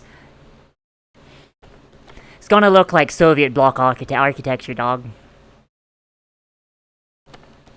No. Why did I just forget the name of brutalism? Brutalism. Yes, that's the bitch. There you go. Yeah. So, yeah. So, like, I like them a lot. They're actually one of my favorites. It's why when I was making this campaign, I was really, really happy when one of the players was a dwarf, because Dune Geth is, like, one of my favorites. And I absolutely fucking love Dune Geth. And I'm so glad that, like, they get to be the first one that's actually, like, in a scene, you know what I mean? Yeah. I like doing the art for this one. It was fun to figure out. Yeah. Yeah, so they patronize the dwarves. So fun thing about this whole thing of them, if you have a god, you're not considered a second-class citizen. So that is a thing invented by mortals. Is not a thing the gods respect. And thing is, not even all of the gods respect. Not even all of the mortals respect it if there's something that they want. So the dwarves are made out of magic rocks. These magic rocks are really good spellcasting components. The dwarves are enslaved by the Selenian magocracy, a group of mages from across the sea that invaded their home, took it over, and turn the dwarves into slaves and second-class citizens. When a dwarf dies, traditionally their heartstone, dies. Basically, when a dwarf undergoes enough damage that they can't reincorporate themselves. Because dwarves are, like, functionally immortal. Because, they're rocks. Religion, it matters, exactly, it matters when it's convenient. Yeah, so when a dwarf, like, is no longer able to reincorporate themselves, they're considered dead. And that can happen with old age. Some dwarves just kind of don't, after enough time passes, they just don't, like, whether that's a choice or whether that's, like, a biological thing with them, or maybe it's just, like, they undertook damage. It doesn't matter. If it happens, the traditional thing for the dwarves is they take them to deep underground reliquaries, usually the familial. So you'll have, like, and dwarves track their relations through, like, the type of stone they are. So, like, if you are a topaz, you're generally considered to be somewhat related to every other dwarf that has a topaz for their heartstone. Like, there are exceptions, of course. Like, sometimes, like, gems just come out weird. Like, there are some gems that are related, right? Like, fucking, isn't, like, sapphires and ruby, like, technically, like, the same gem? It's just, like a fucky... Half of those things are just all sapphires. Yeah, exactly. Like, a lot of them are literally the same thing. It just depends on exactly, like, heat and pressure and the inclusions in them, what colors they come out. Yeah. Oh, my leg! Some of them are all, like, the exact same thing. Are you dying? My leg fell off for a second. Oh. But yeah. That sounds concerning. Okay, but point is, right? Like these grand reliquaries underground where, like, all dwarves of a family are basically, they're stored together. And, like, the dwarf inside the heartstone, while they're dormant, they're still there, right? They're still there. There's no such thing as a dead heartstone. Heartstone. It's just, like, how active the dwarf is inside and whether they can reconstitute themselves. So a lot of those reliquaries were broken into by the mages during the war and turned into weapons to use against the dwarves. It's called the shattering in dwarven culture because if a dwarf's heartstone gets shattered, I mean, they're dead. And the mages shattered a lot of heartstones trying to, one, weaponize the ones that they stole, and two, kill the people that are rebelling. And yeah, dwarves have a god, and the mages did try and kill the dwarf god to, like, basically try and, justify their thing. But, like, look, they don't have a god anymore, or their god was fake, or whatever. And so Doomgeth had to flee, and almost died. Yeah, they basically tried to commit deicide, but... I need to take my pants off. It's so fucking hot in here. Oh my god. Alright. Is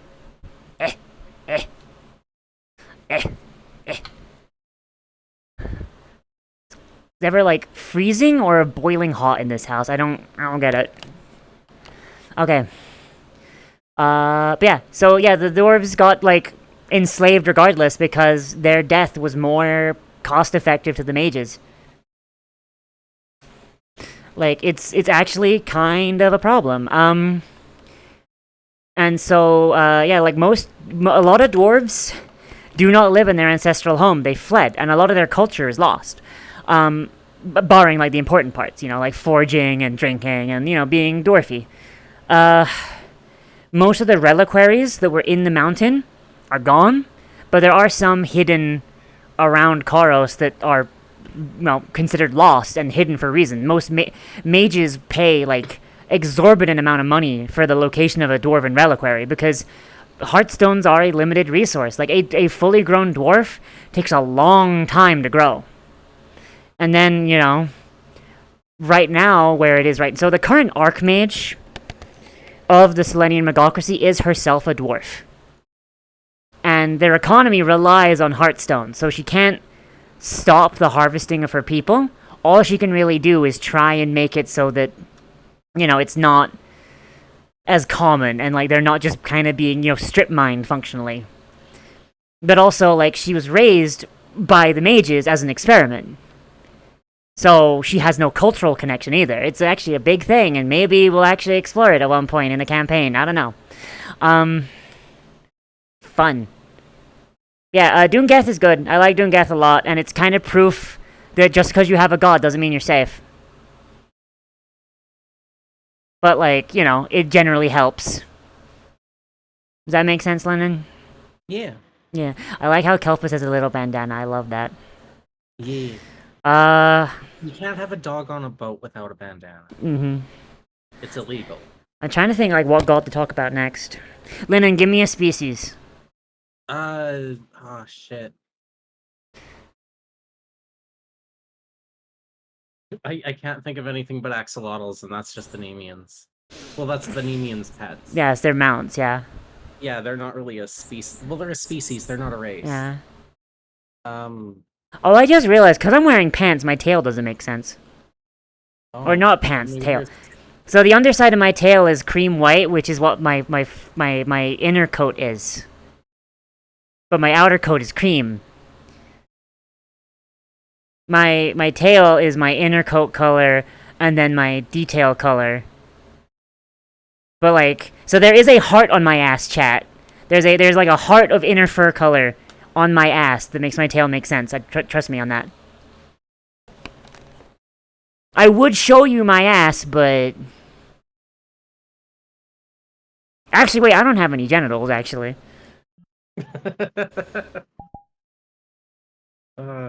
Great sentence. Mm-hmm.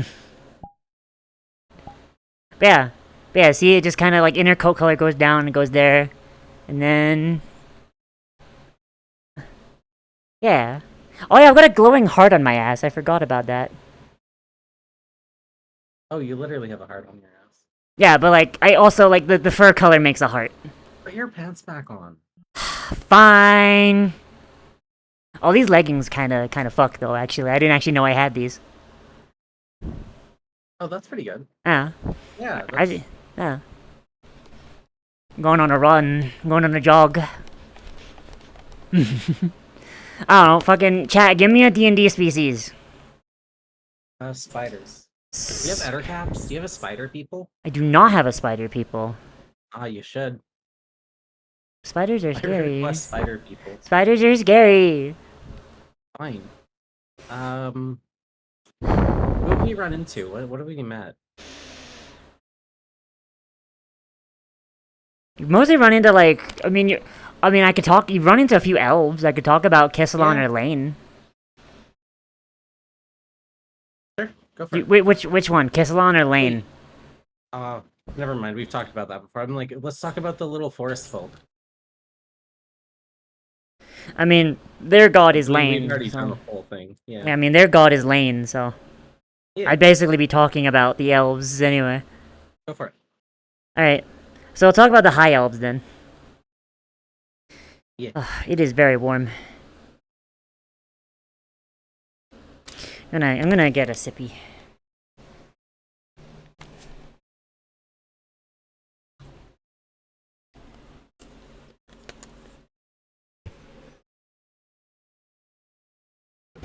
I realized I made this dog old. This is an elderly looking beagle. He's an old sea dog. Yeah. I like it. Yeah. Alright, so next god is... I'm gonna need more board. Next god is Lane. She is the god of the Fae and the High Elves. I'm running out of board. You have so much board. Yeah, but like the board that's got... I mean, I guess I could use this board for like the god stuff. Yeah, so she is the god of the Fae and the High Elves specifically, and also she's fucking dead. D-E-A-D, dead. So what happens when they dead though to the people? So here's the fun thing about Lane. Yeah. She's the only true capital G god in the setting. Okay. So, oh no, oh no, oh no. Address this. If you kill the god, then the people who were in that god's domain no longer have a god, right? At least as far as the mortals are concerned. Changing avatars made me crash. Oh no. Please don't. Please don't. Please don't fully crash. Please don't fully crash. I think we're still okay. No, fucking VR chat crashed. Alright, it's fine. Okay, so I'll just continue the talking. So until it's time for Live to happen. Alright, so okay. So Lane is a true capital G god, as in she created everything. She made the planet, she made the stars, she made life, she made magic, she made absolutely goddamn fucking everything. And she then created the dragons to look over the mortal races, and then when the shadows came, she needed help, so she basically gave out, like, the ability for the divine spark to happen.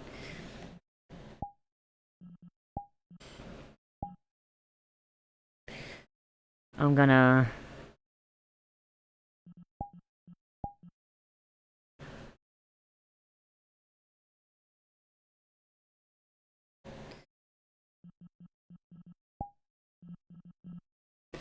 Hang on. I don't know why it's crashing so much. It might be because it's so warm in here.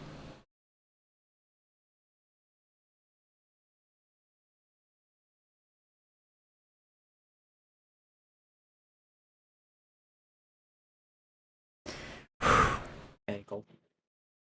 Huh? Bagel. Bagel. Bagel. Bagel. I have a hard time imagining this dog being heroic, and that makes it like so much funner. Yeah. Like just a little chubby beagle.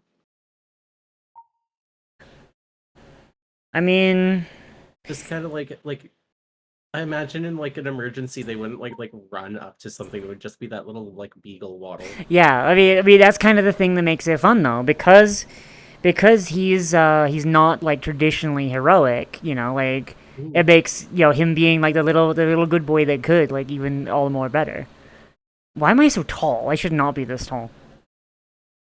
I don't know. I'm in my... Yeah, I'm set to 1.79. Wait, no, that's 5'11". So my height is right. This board's just tiny. All right. I'm so used to, looking out through Blaine and Nova's eyes, and they're like short as fuck. All right. So yeah. Very tall. There's no way that's to scale. Yeah, there's no way this room is to scale. No. All right. So Lane, right? Lane. She is the god of magic, order, creation, and capital C creation, and and she used to be the domain of life, but then she died. So like, Sydney kind of had to take that over, because Sydney was already like a god of like harvest and shit. So like, she kind of just like rolls with it. So Lane is fun in that she created everything. Oh god, it is actually really hot in here. Holy fuck. It's really hot in here. Oh boy. Do you need to take a break? Oh, one of my fans fell over. That's probably not helping. I see. Okay. Is my fan the right way? What? It's just said hi. Oh, hi. Okay, so... Alright. So, yeah, so during the war against the Shadows, Lane gave the divine spark to mortals, and from that, the rest of the gods, lowercase g, came about. Including, Sydney, Kelpis, the Rider, etc. And then during the war, she was killed. Her body is out in the middle of the ocean, and a massive tree is growing from her wound. Whether this is metaphorical or real, I will leave up to you.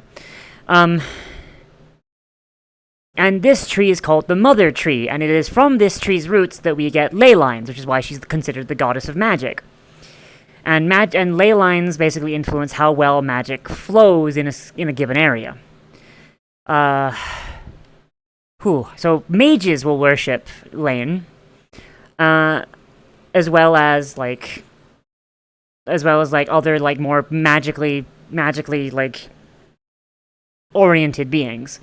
So as a result, mages I say mages if they're like a monolith, but I mean like the Selenian magocracy, like the council of mages from Selenia. If you are a mage and you're magically talented enough to basically pass their things, even if you are a race that does not have a god, they will recognize you as a person. Because they're bastards. They're bastards, and they believe that magic is the end-all, be-all, because Lane was the originator of magic. So if someone is talented enough at magic that they can pass their tests, then clearly they must be blessed by Lane, and therefore they're a person. That's why despite the fact that they do not consider dwarves an actual people, their archmage is herself a dwarf because she was good enough at magic. Does that make sense? Mm-hmm. Yeah. So if you are a race that does not have a god, one way to become recognized is to become a powerful wizard, powerful spellcaster. She is the god of Fae and the god of High Elves, like I said. The High Elves... Oh, actually, it is... Oh... It is very warm in here. You okay? It's so hot, I feel like I ran a marathon. I might be having heat exhaustion. That's not fun. How hot is it out right now? Let me see.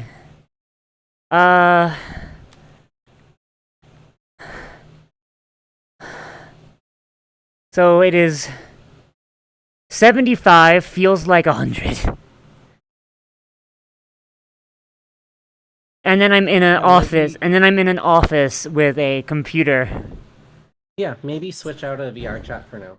Yeah, I'll do that. Water, please. I'm going to drink the water, don't worry. Just give me a sec, everybody. Oh, fuck.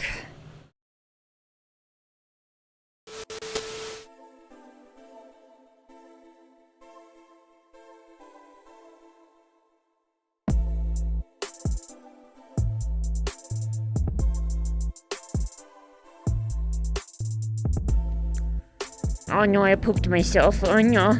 Fucking sprint. Oh no, where's the bathroom? I pooped myself again. Blah! Did I scare you? Don't lie. Don't lie, did I scare you?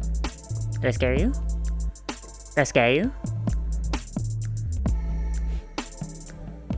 If I scared you, you have to tell me. I'm just saying.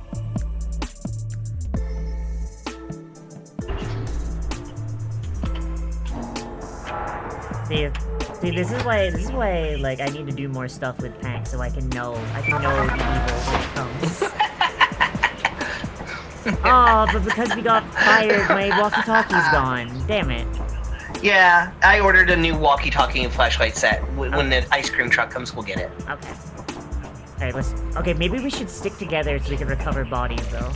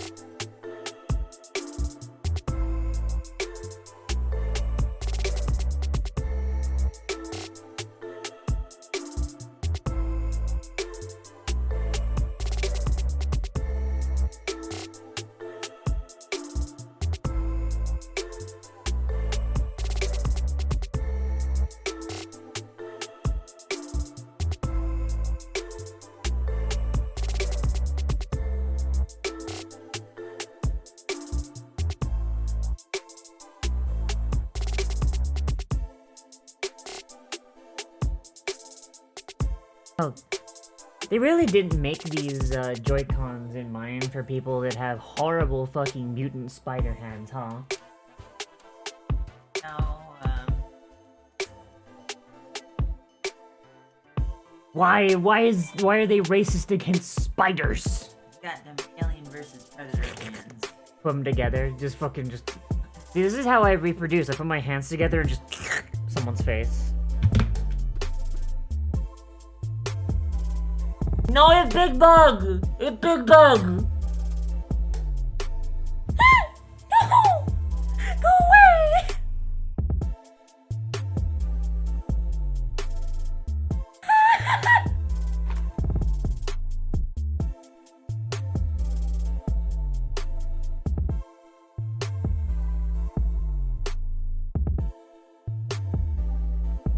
No, it's a big bug! It's a big bug! It's a very big bug! Alright. Alright, I'm here. Where's the linen? There's the linen. I hope that y'all can't hear my box fan, but I kinda need it right now. Good night, Hal. I need headphones, like, really badly. Holy shit. I think you're okay. At least on my end, you're okay. Yeah, but, like, I can't hear shit very easily. Oh. Oh yeah, no, my fan is coming over. Alright. Alright, fan is facing away from me.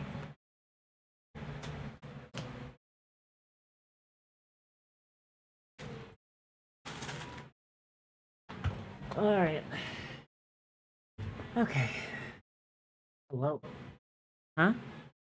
Hello. Hello. Hello. Hello. Alright, so... You were talking about Lane, right? I believe so. Alright, I'll just... So Lane is also the name of the planet. I don't know if y'all caught that. Yeah, so she's dead. She's just straight up dead. And she is the patron of the Fae and the High Elves. And no one remembers what she looks like, but most people that like worship her will basically just imprint their own race onto them because she created all of the mortal races. She created the dragons. Well, she didn't create the dragons. The dragons sprung up naturally from her creation, and she kind of like saw that as a sign that they were to be like the protectors. And so she granted them divinity and the eternal flame. The first race that she consciously created was the High Elves, and basically she was still trying to figure things out, and so she kind of overcorrected a little bit on them. They are completely made of magic, and they are immortal. Like, actually straight up immortal. Like, High Elves cannot die of old age. They reach maturity at age 20, and then they just stay, like, around between, like, they appear between the ages of, like, 20 and 30 forever. Like, that's just it with them. Their eyes also glow with a golden light because that is like Lane's magic kind of leaking out of them. And they're also just innately talented with magic because, you know, they're made of it. They're one of the only races that actively worships Lane. Like there's like, you know, like there's like churches of, there's like not really like churches of her or anything. She's like considered like a legacy god kind of thing. Like there'll be shrines to her and stuff, and like if there's like a mage in the family, like people will pray to Lane for their safety and stuff. But like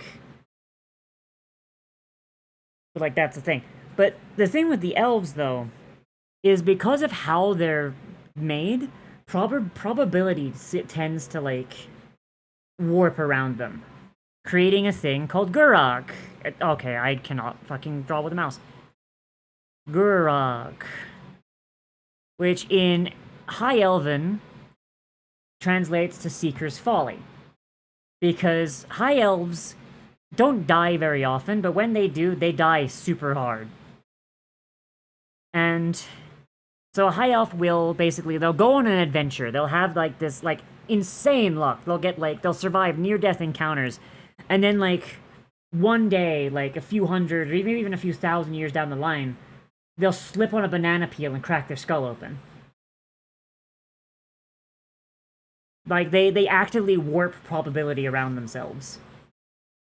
And so whereas a lot of elves will basically, they have this insatiable thirst for knowledge and like new information. Like they'll go out and they'll go on adventures. They'll do like, you know, like oh hey, I hear there's this book in this abandoned library. I'm gonna go try and find this abandoned library. Like at the same time, like any time they're put into a situation where they have to roll the dice, like any exceedingly good luck they have is going to be paid back with just about as much as bad luck down the line. Like like when an elf survives a near-death experience by the skin of their teeth and it's pure luck, that's kind of their sign to like, hey, maybe I shouldn't push it. In mechanics, this translates to a spell by the a feature by the same name, where whenever an elf fails a check, they can hand the DM a Gurok token, which the DM holds on to for 7 long rests, and at any time when they succeed on a thing later, the DM can go, "No, you don't. That was a nat 1," and spend the Gurok token. And this isn't like, and this is like a literal like you get a success now for a critical failure later. And these things can stack because an elf gets a new Gurok token every long rest, but the Gurok token they already gave their DM, that's 7 long rests. Which is gonna be really fun in Linden's campaign. Yeah. Because I'm playing a high elf. Yeah, I'm excited for that. Yeah. They roll D100 with a cap of 20, but nat 1 gets the worst. Yeah, exactly.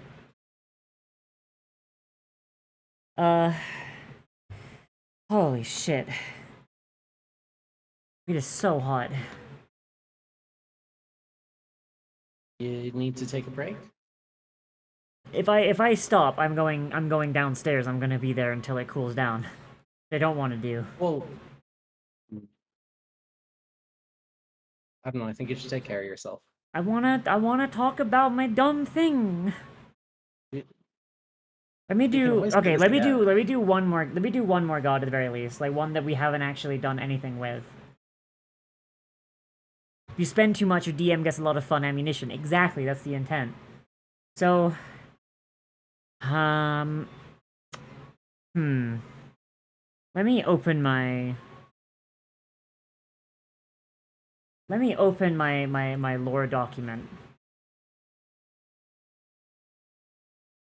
Did you know Snoopy was a beagle? Huh? You know Snoopy was a beagle? I did know that. Okay, yeah, and Isolde is the daughter. Isolde is his daughter. She took the throne when she was a child, and she's now 200 years old. Had to double check. What happened to the thing? What happened to the king? No, the thing. The on the little, what's it? Oh. Yeah, it went question. darker. Oh, it's. Hang on, I gotta drag it over there. There, now it'll be fine. Ah. Alright, so. Let's, Oh, of course it would do that. Let's see. Let me pick a god.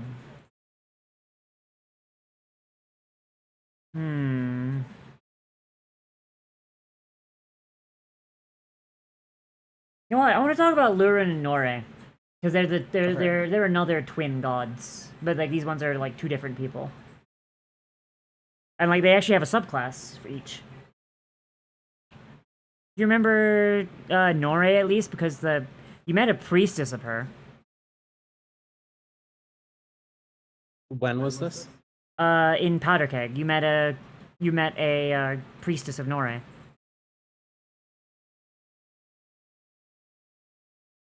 I understand if you don't. It's remember been like a minute. large amount of time from that point. That's fair. So, Korros has two moons. One is Lurin and the other one is Nore, named after the gods whose domains they are. One is always a full moon, because it's like, because of how... Oh, don't right, question it. right. These ones. Yeah. One is always full and the other one is always new. Lurin is... Ooh, man, I gotta double check her domain real quick. Yeah, my brain is melting out of my ears a tiny bit. But I do actually want to get this done.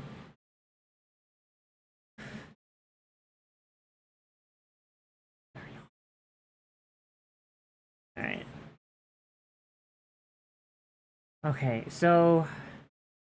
Lurin is the domain of compassion. God, my handwriting's even worse. Compassion and hope. Yes, Kelpus is very friend-shaped. He's a good pupper. And Nore is the goddess of dispassion.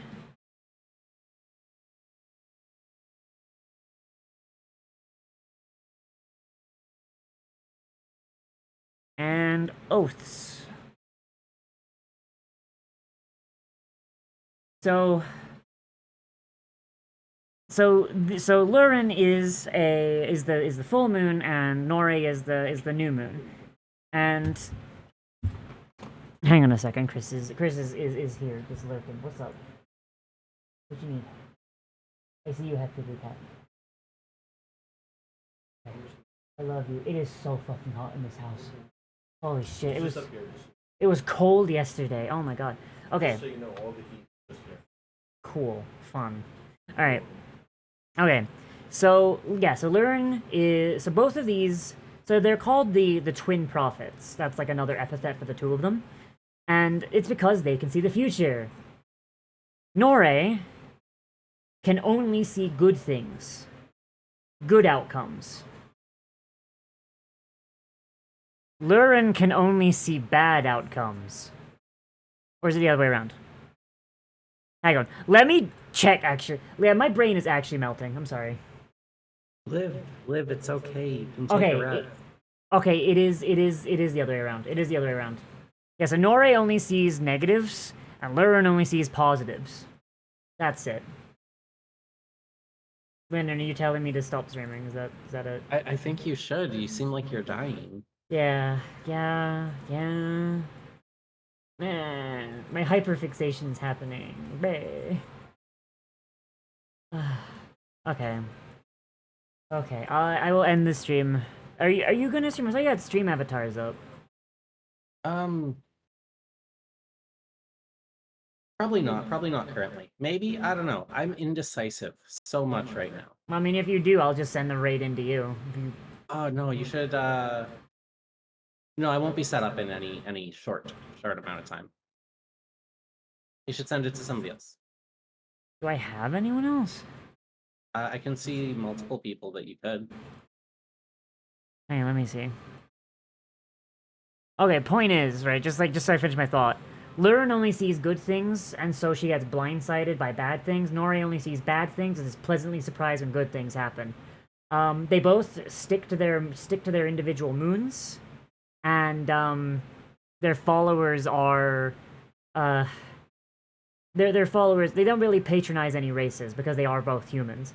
Though I guess you could call them like human gods, I guess. Yeah, I guess actually, yeah, and I guess they are, yeah, I guess they patronize humans. The twin moon gods. And they both stick to their domains though, because during the Shadow War, Lurin got tricked into signing a peace treaty with the Shadows because she only saw the modern day, which is relatively happy. He's like, this leads to good things. Nore saw all of the bad stuff that happened as a result, but she trusted her sister that, like, the bad stuff would pass. Lurin was betrayed and had her eye sliced out. She only has the one eye, and so the moon has, like, a big black spot on it. a lot of her followers will ritualistically like blind themselves in one eye in some way, whether it's wearing an eye patch or the most devout of them will literally like gouge out an eye. Really fun people. And like, by the way, Yeah. they are literally the most positive like rays of sunshine you'll ever meet. So you'll meet this like this priest of Lurin, and like they're just the most happy-go-lucky, like nicest person, and they've just got like this like empty eye socket.